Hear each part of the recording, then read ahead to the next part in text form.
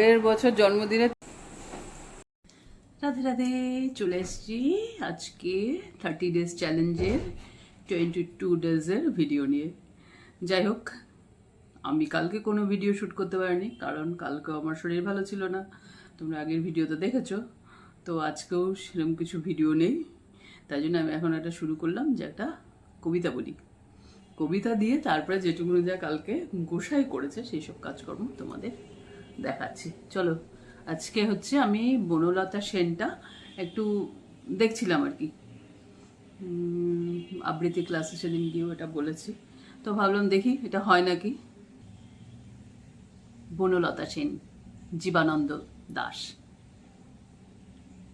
হাজার বছর ধরে আমি পথ হাঁটিতেছি পৃথিবীর পথে, শৃঙ্খল সমুদ্র থেকে নিশীথের অন্ধকারে, মালয় সাগরে, বিম্বিসার অশোকের ধূসর জগতে, সেখানে ছিলাম আমি, আরো দূর অন্ধকারে বিদর্ভ নগরে।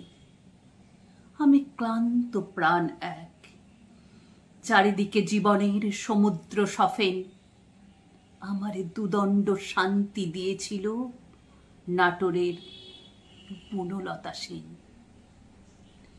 চুলতার কবেকার অন্ধকার বিদিশার নিশা, মুক্তার সাবস্তির কারুকার্য, অতিদূর সমুদ্রের পর হাল ভেঙে যে নাবিক হারায়েছে দিশা।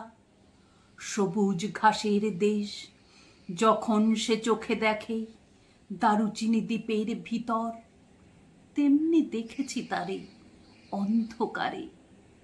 বলেছে সে, এতদিন কোথায় ছিলেন, পাখির নীড়ের মতো চোখ তুলে নাটোরের বনলতা সেন।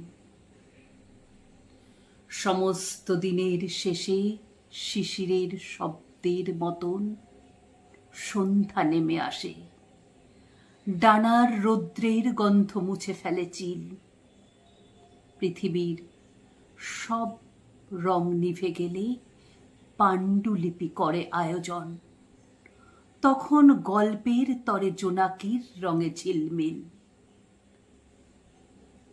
সব পাখি ঘরে ফেরে, সব নদী ফুরায় এ জীবনের সব লেনদেন, থাকে শুধু অন্ধকার মুখোমুখি বসিবার বনলতা সেন। বাবু থেকে যখন গোসাই হয় তখন দেখো কি কি করতে হয়।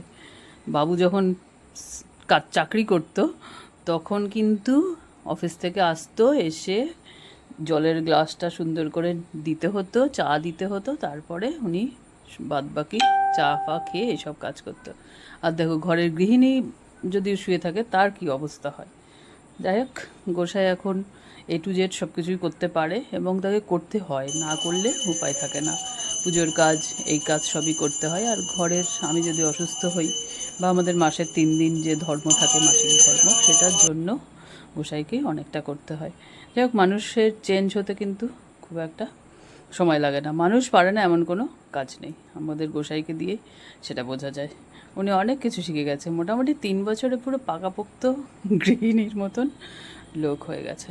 যাই হোক, চলো, সন্ধ্যা আরতি শেষ হলো, তারপরে কি আসলো সেটা দেখায়। নতুন অতিথি এসছে, চলো দেখায় কে নতুন অতিথি।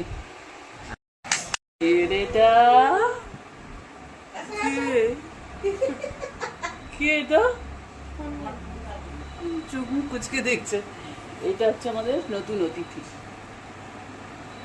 আমার নাতি মা, আর এটা হচ্ছে অতিথির দিদি। আজকে আমি ভাবছিলাম কি ভিডিও দেবো, আজকে আমি সারাদিন শুয়েছিলাম, তার জন্য ভিডিও আর করা হয়নি। ভালো থাকো, সুস্থ থাকো, অনেক বড় হও, মা কত বুঝছে জানো।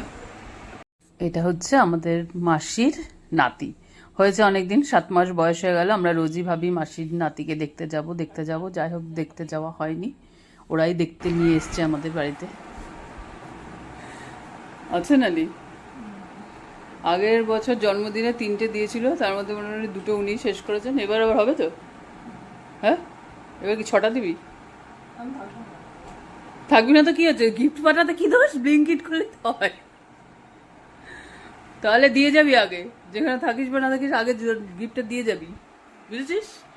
যা এখন, টাটা, বাই বাই।